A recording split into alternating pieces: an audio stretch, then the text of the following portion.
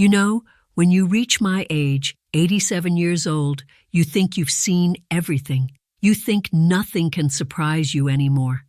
But I was wrong, so very wrong. I'm sitting here today, finally ready to tell you my story. The story my family didn't want anyone to hear. The story they tried to bury, just like they tried to bury me while I was still breathing. It all started 6 months ago, on a Tuesday afternoon. I remember because Tuesdays were always my favorite, the day I'd bake cookies for my grandchildren and wait for their visits. But that Tuesday, nobody came for cookies. Instead, my son Michael, my daughter Linda, and my daughter-in-law Patricia walked into my living room with faces so serious you'd think someone had died. "Mom, we need to talk," Michael said, not even looking at me directly. I set down my knitting. I was making a blanket for my newest great-grandchild, and smiled at them. "Of course, sweetheart. Would you like some tea?" "This isn't a social visit," Patricia cut in, her voice sharp as glass. She'd always been like that, cold and calculated. I'd tried to love her for 23 years, but she made it so difficult. Linda sat down next to me and took my hand. At least she had the decency to look uncomfortable. "Mom, we've been talking.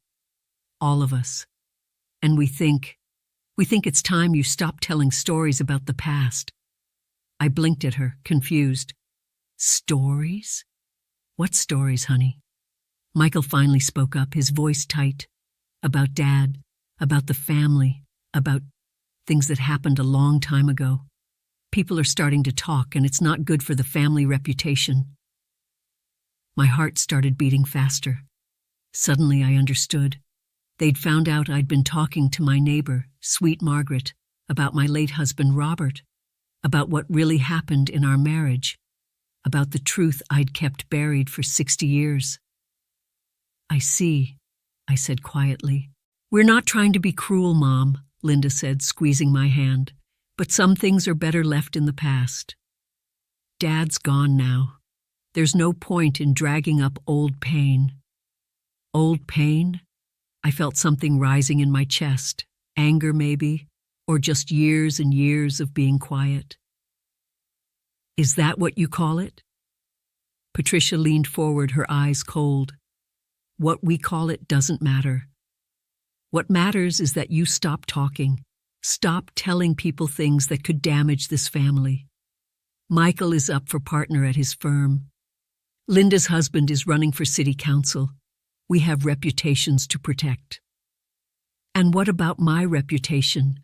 I asked, my voice shaking. "What about my truth?"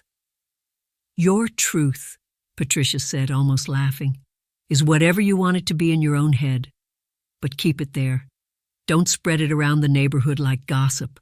I looked at my children, my babies, the ones I'd carried and birthed and raised, the ones I'd sacrificed everything for, and they were asking me to stay silent, to keep protecting a dead man who'd never protected me. "And if I don't?" I asked quietly. The room went cold. Michael looked at Patricia, then at Linda. Finally, he said, "Then we'll have to consider other options. There's a wonderful assisted living facility." "You mean a nursing home?" I interrupted. "It's for your own good, Mom," Linda said, and I could hear tears in her voice. "You're getting older. Maybe your memory isn't what it used to be. Maybe you're confused about what really happened." There it was, the threat. Stay silent or lose everything. My home, my independence, my dignity. I looked at each of them, these people I'd given my whole life to, and I said, "Get out of my house." They left. But I knew they'd be back, and I knew I had a choice to make. Stay silent like I'd always done, or finally tell the truth. I chose truth, and that choice changed everything. To understand why my family wanted me silent, you need to understand my story. You need to know about Robert, about our marriage, about the life everyone thought we had. I met Robert Patterson in 1956. I was 18 years old, fresh out of high school, working at my father's general store in our small town. Robert was 24, just back from military service, handsome as a movie star with his dark hair and bright smile. When he walked into the store that spring morning, I felt like the sun had come out just for me. He courted me properly: flowers, dinners at the diner, walks by the river. My parents adored him. "That boy's going places," my father said. "You'd be lucky to marry him, Eleanor." And I believed I was lucky. We married 6 months later in a small church ceremony. I wore my mother's wedding dress, and Robert looked at me like I was the only woman in the world. For the first year, maybe 2, I really was happy. We had a little house on Maple Street. I decorated it with yellow curtains and filled the windowsills with plants. Robert worked at the bank, and I kept house like a proper wife should. We were the picture-perfect young couple. Then came the children. Michael was born in 1958, Linda in 1960. I loved being a mother, the way they smelled, their tiny fingers wrapped around mine, their first words, their laughter. But Robert changed. At first it was small things. He'd come home late, say he'd been working. He'd snap at me over dinner if the pot roast was too dry. He'd criticize my housekeeping, my appearance, the way I handled the children. "You're letting yourself go, Eleanor," he'd say, looking at me with disgust. "Is it too much to ask that my wife make an effort?" I tried. God, how I tried. I lost the baby weight. I kept the house spotless. I smiled and laughed at all his jokes, entertained his business colleagues, played the perfect banker's wife. But nothing was ever good enough. The yelling started when Michael was 5. Robert would come home angry about something at work and take it out on us. Not physically. Oh no, Robert was too smart for that. He never left marks, but words can cut deeper than any fist. "You're stupid, Eleanor, worthless. What would you do without me? Who would want you?" I believed him. For years and years I believed him. Then came the affairs. I found out about the first one in 1967, a secretary at the bank named Diane. I found a receipt from a hotel in the next town over, and when I confronted him, he didn't even deny it. "What did you expect?" he said, shrugging. "You're home all day with children, looking tired and boring." "A man has needs, Eleanor." He made me feel like it was my fault, like I'd driven him to it.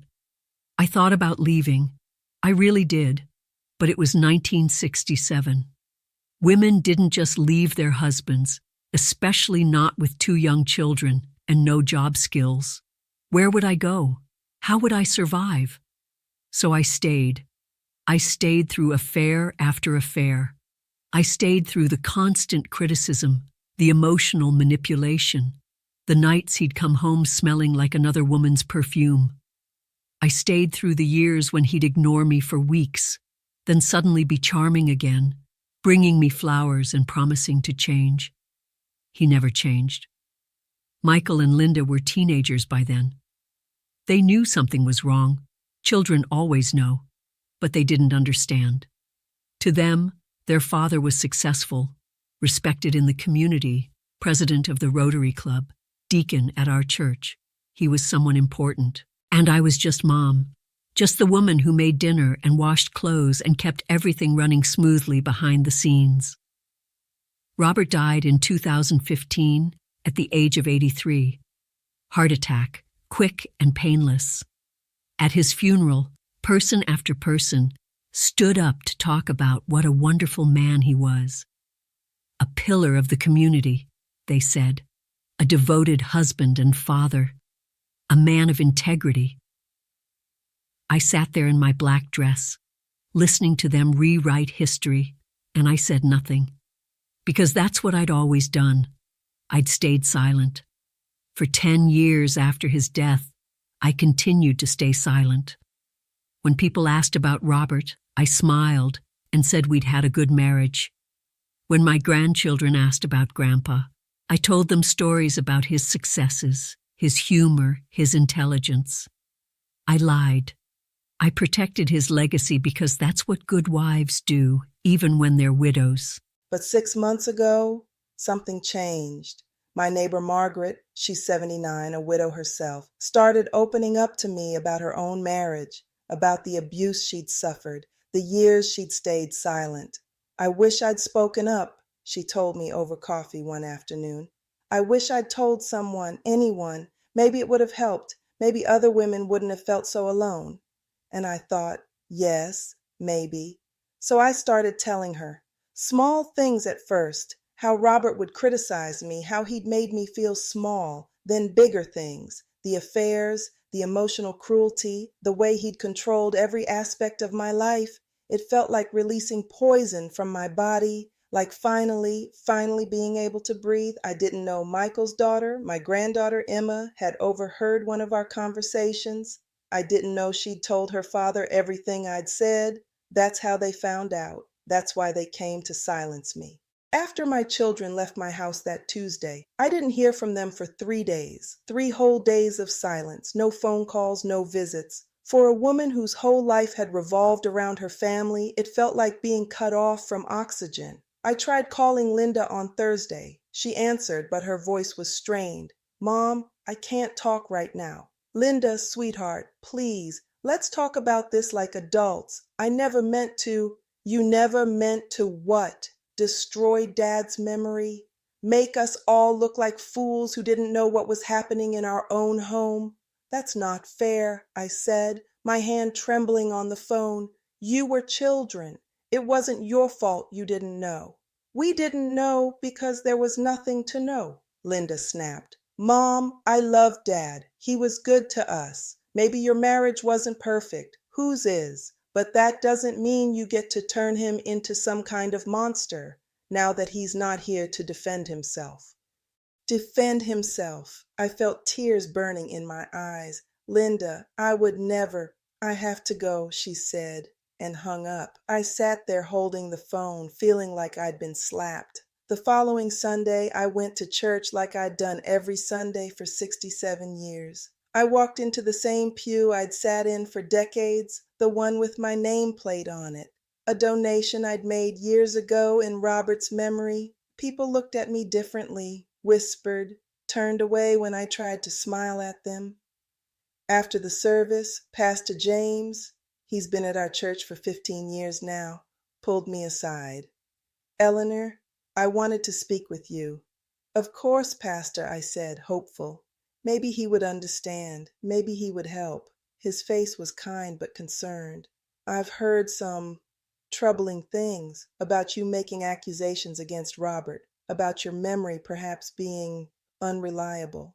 My stomach dropped. Who told you that? Michael and Linda came to see me.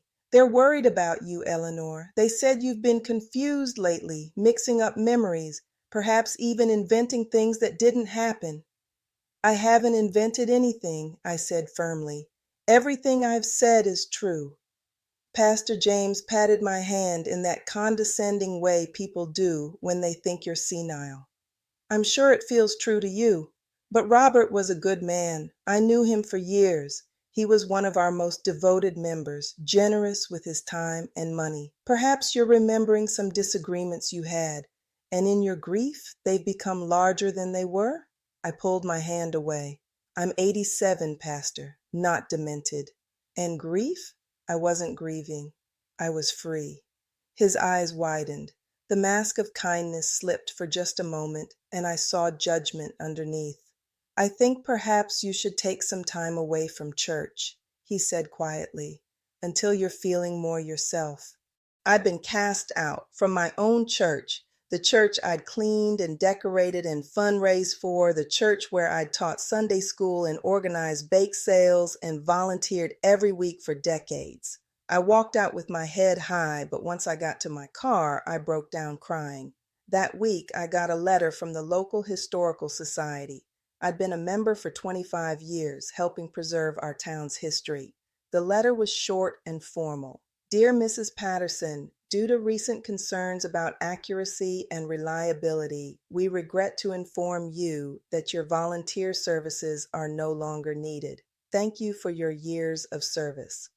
Michael's work, I was sure. He knew everyone in town, had connections everywhere. Then came the incident at the grocery store.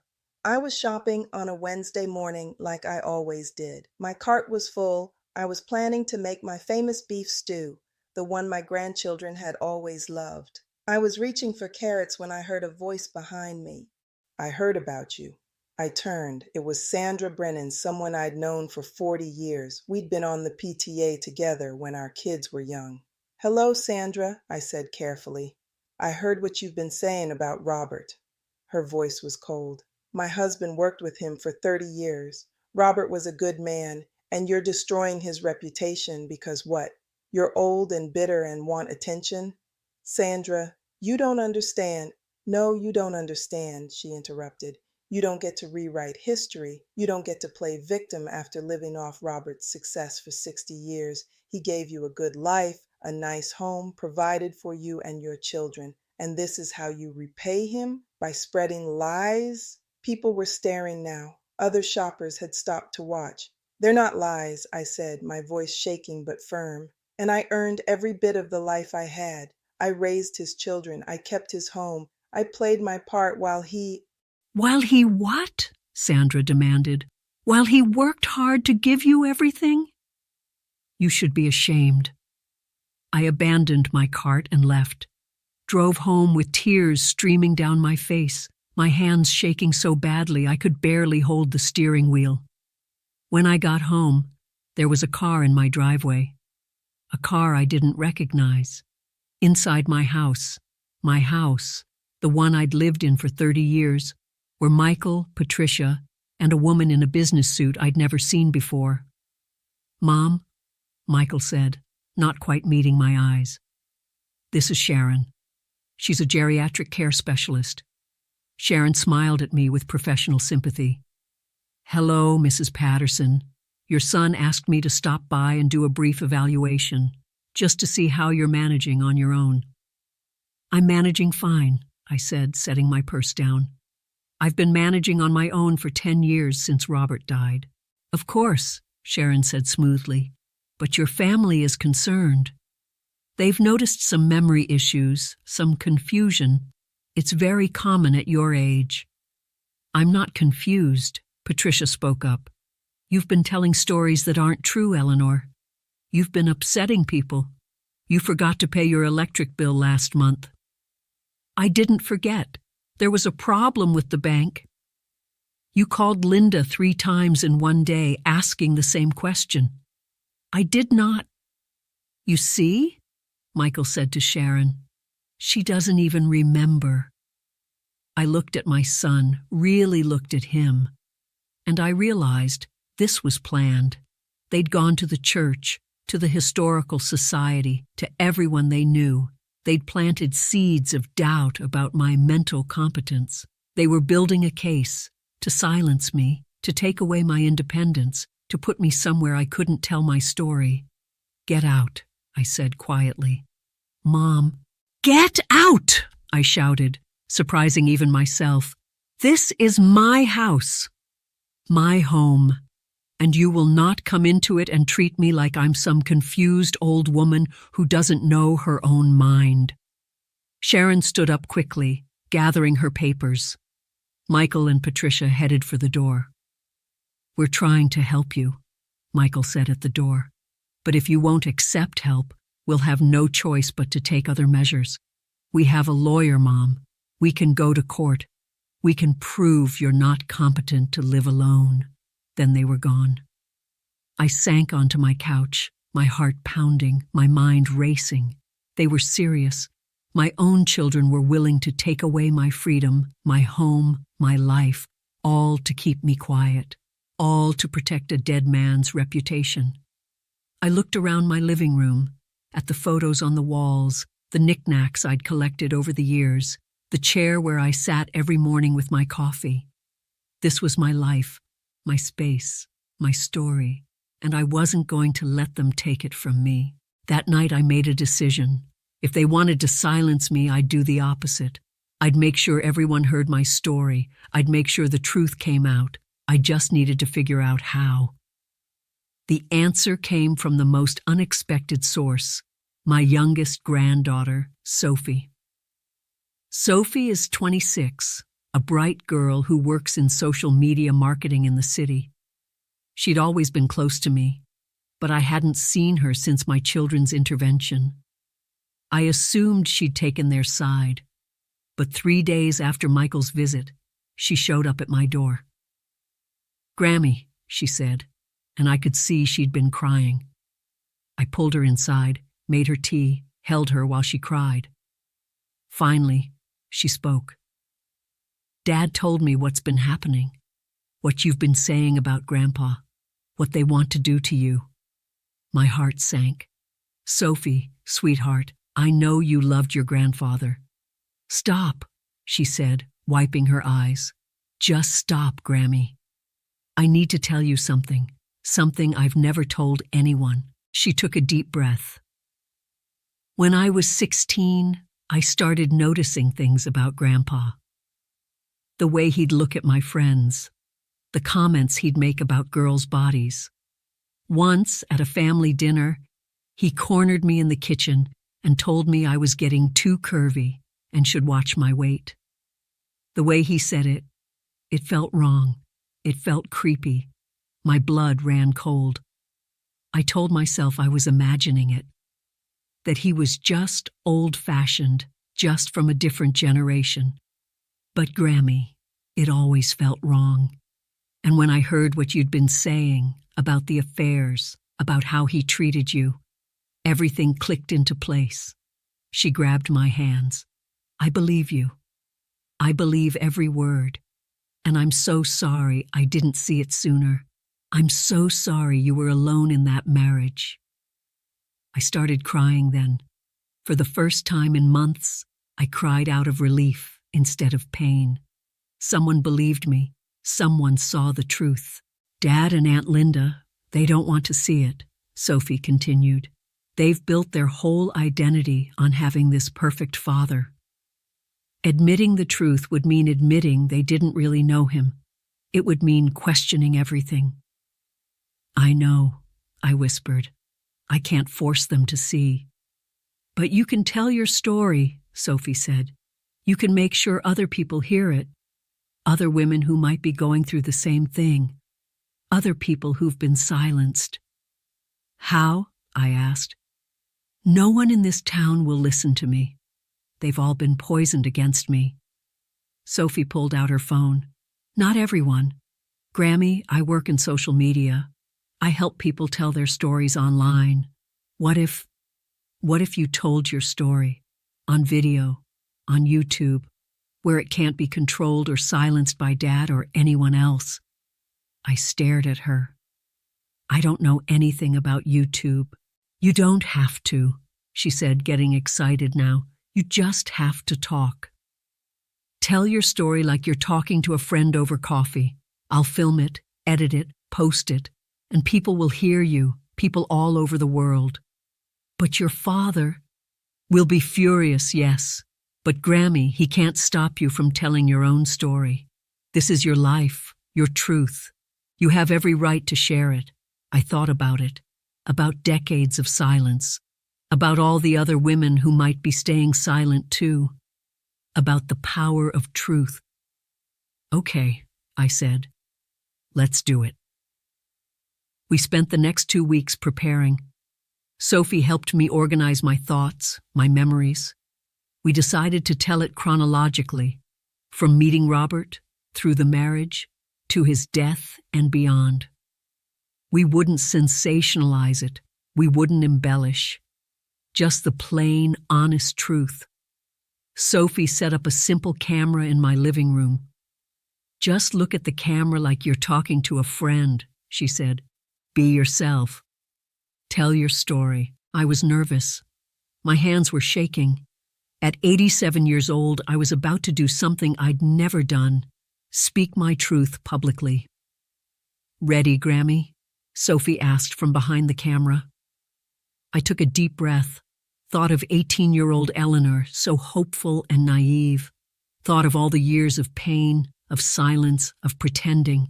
Thought of all the other Eleanors out there, still suffering in silence.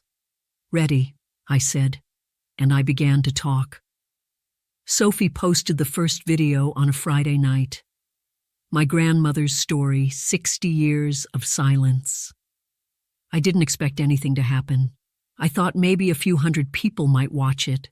Maybe someone somewhere would hear it and feel less alone. By Saturday morning, it had 10,000 views. By Saturday night, 100,000. By Sunday, it had gone viral. Over 1 million views. My phone started ringing off the hook, but I'd learned to silence it. Sophie handled the online response, reading me some of the comments. "Thank you for sharing your story. My grandmother went through the same thing. This is my mother's story. Thank you for giving voice to women of your generation. I'm crying watching this, my own marriage.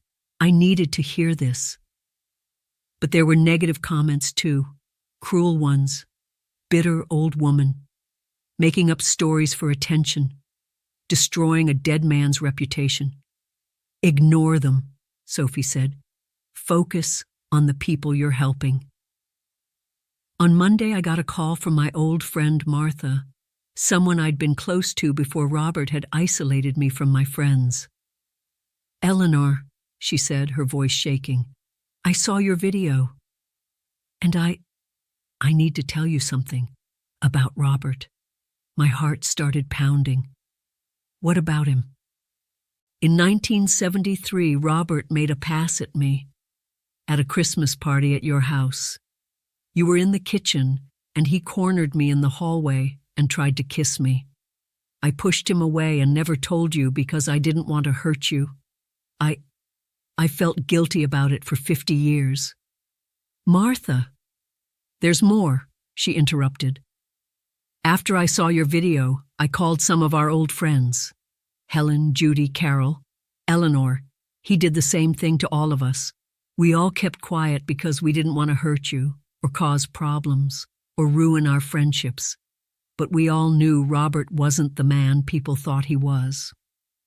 I sat down, dizzy. All those years thinking I was alone, crazy, the only one who saw the real Robert. But others had known, others had seen.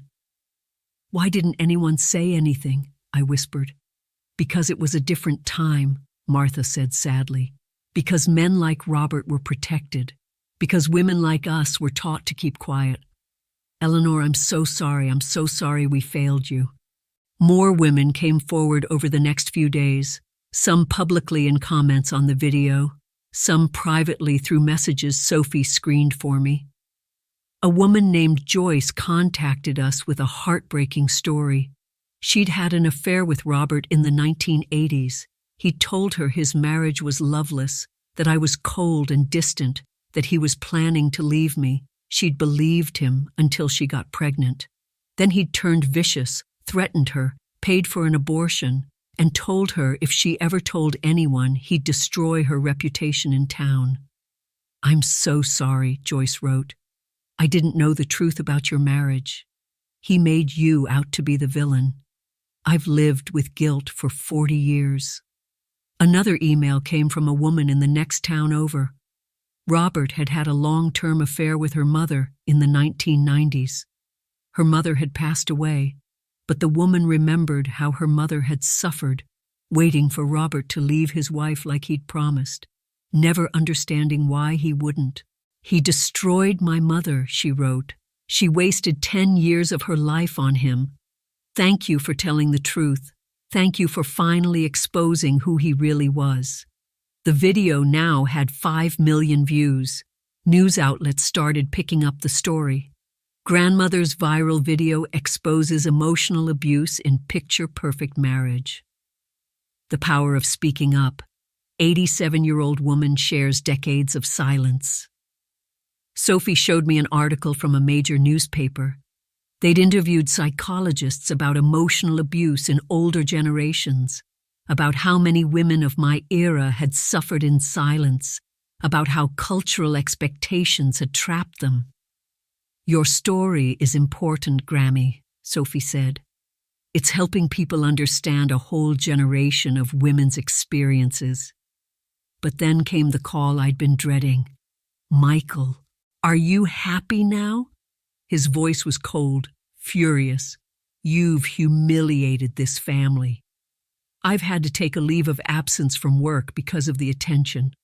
Linda's husband had to suspend his campaign. Patricia can't show her face at the country club. Michael, you've destroyed Dad's legacy. You've made us all look like fools or monsters. And for what? For internet attention, for sympathy, for truth," I said quietly. "For all the years I stayed silent, for all the other women who need to hear they're not alone." "You're selfish," he spat.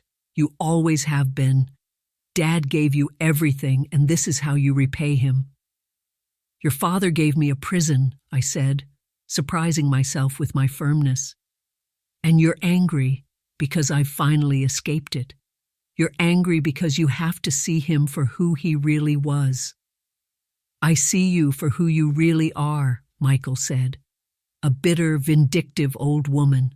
Don't expect any more visits from me. You're no longer my mother." He hung up. I sat there holding the phone, tears streaming down my face. I'd lost my son, maybe lost both my children. The pain was crushing. But then Sophie showed me another message. From a woman my age in California. "Thank you. I've been married for 56 years to a man like Robert. I've stayed silent. But today, I told my daughter everything. Today, I started divorce proceedings. At 79 years old, I'm finally leaving. Your courage gave me courage. Thank you." And another, from a young woman in her 20s. "I was in a relationship like your marriage. Emotional abuse, manipulation, isolation. I thought I was crazy. I thought I was the problem. Your video helped me see the truth. I left him. I'm safe now. Thank you for saving my life." The messages kept coming, hundreds of them, then thousands. Women who'd been silenced finding their voices. Women who'd been isolated finding community. Women who'd thought they were alone, discovering they never were. My story, the story my family had tried so hard to bury, was changing lives. 3 weeks after the video went viral, I got a knock on my door. It was Linda. She stood there looking small and tired, her eyes red from crying. "Can I come in, Mom?" I stepped aside and she walked into my living room, the same living room where they'd tried to silence me. We sat in silence for a long moment. Finally, Linda spoke. "I've been reading the comments on your video, all the stories from other women, and I've been thinking about my own marriage." I looked at her, surprised. "David isn't like Dad," she said quickly. "He's a good man." "But Mom, I just realized I've been making myself smaller for him, changing who I am to fit what he needs, supporting his career while mine takes a back seat, and I've been telling myself that's just what marriage is. That's what you do," she started crying, "because that's what I saw growing up. I saw you sacrifice everything for Dad. I thought that was love. I thought that was what women were supposed to do." "Oh, sweetheart," I said, moving to sit beside her. "I was so angry when you started telling your story," Linda continued, "because it meant I had to question everything. It meant my childhood wasn't what I thought it was. It meant Dad wasn't the hero I believed he was. And it meant I might be making the same mistakes you did." I held her while she cried. "I'm not angry anymore," she said. "I'm grateful. You showed me I have choices. You showed me that staying silent doesn't protect anyone. It just perpetuates the hurt." "Does this mean—" "I talked to Emma," Linda said. "Your granddaughter, Michael's daughter. She told me what Dad said to Sophie when Sophie was 16, about her body. Michael dismissed it when she brought it up, said Dad was just joking around. But Mom, it wasn't a joke. And I think I've been in denial about a lot of things. Over the next few days, more family members reached out. Linda's daughter called to say she was proud of me. Sophie's brother, Michael's son, sent a letter saying he believed me and was sorry for not speaking up sooner. Even Patricia, of all people, sent a brief email. I was wrong to try to silence you. My own father was abusive. I should have seen it. I'm sorry. The only one who remained silent was Michael. But I also heard from people I'd never expected. Pastor James came to my house, hat in hand. Eleanor, I owe you an apology. I listened to gossip and assumptions instead of hearing your truth. I failed you as a pastor, and I'm deeply sorry. The Historical Society sent a letter reinstating my membership and asking if I'd be willing to record an oral history about women's experiences in our town during the 1950s to 2000s. Sandra Brennan, the woman who'd confronted me in the grocery store, left a handwritten note in my mailbox. I was wrong. I'm sorry. My marriage wasn't perfect either, and I took my own pain out on you. Please forgive me. My story had opened something up in our community. Women started talking openly about their experiences. The church started a support group for survivors of domestic and emotional abuse. The library put together a display about women's rights and resources. One day, Margaret, my neighbor who'd started this all by sharing her own story, came over with tears in her eyes. Eleanor, look at this. She showed me her phone. It was a message from her own daughter, who she'd been estranged from for years. Mom, I saw Mrs. Patterson's video. It made me realize how much you must have suffered. I'm sorry I didn't understand before. Can we talk? Your courage gave me my daughter back, Margaret whispered. That's when I truly understood. My story wasn't just about me. It was about every woman who'd ever been silenced. Every person who'd ever been told their truth didn't matter. Today, 6 months after that first video, I'm still here, still in my home, still telling my story. Sophie and I have created a series of videos, not just about Robert, but about life, resilience, and finding your voice at any age. We have over 2 million subscribers now. People from all over the world watch and share their own stories in the comments. I receive letters daily, some from women in their 80s and 90s like me, finally telling truths they've kept hidden for decades. Some from younger women who are learning to recognize the signs of emotional abuse early. Some from men who are examining their own behaviors and working to be better. One letter came from a therapist in Oregon who now shows my videos to her clients. You've helped me help so many people, she wrote. You've given them permission to speak their truth. Michael still doesn't speak to me. I've made my peace with that, though it hurts. I hope someday he'll be ready to see the truth, not just about his father, but about the patterns he might be repeating in his own life. Until then, I hold space for him in my heart. Linda and I have a standing dinner date every week. We talk about everything now, really talk, without pretense or protection. She started therapy, started setting boundaries in her own marriage, started pursuing her own dreams instead of just supporting everyone else's. Sophie moved back to town last month. I want to be near you, Grammy, she said. I want to learn everything I can from you while I have the chance. The other day, a young woman approached me in the grocery store, the same store where I'd been confronted and humiliated.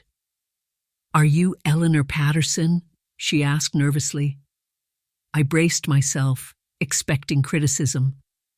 I just wanted to say thank you. I watched your video. It helped me leave an abusive relationship. You saved my life. She hugged me right there in the produce section, both of us crying. That's what my story has done. That's what happens when we stop being silent. I'm 87 years old. I've lived through more than most people can imagine. I've survived a 60-year marriage that nearly destroyed me. I've raised children, buried a husband, faced rejection from my community. But I've also found my voice. I've learned that it's never too late to tell your truth. It's never too late to stop protecting people who hurt you. It's never too late to choose yourself. My family tried to silence me. They threatened me, isolated me, tried to convince everyone I was confused or senile or lying. But I spoke anyway. And my story changed everything. It changed my relationship with my daughter. It changed how my community talks about abuse. It changed countless lives of people I've never met. Most importantly, it changed me. For 60 years, I lived as half a person. Robert's wife, Michael, and Linda's mother, always defined by my relationship to someone else. For 10 years after Robert died, I continued that pattern, protecting his memory instead of honoring my truth. But now, finally, I'm just Eleanor, just me, and I'm enough. If you're watching this, if you're someone who's been silenced, who's been told your story doesn't matter, who's been made to feel small, please hear me. Your story matters. Your truth matters. You matter. It's never too late to speak up. It's never too late to change your life. It's never too late to be free. I spent 60 years silent. Don't spend even one more day than you have to. The world needs your story. The world needs your voice. And you deserve to be heard. Thank you for listening to mine.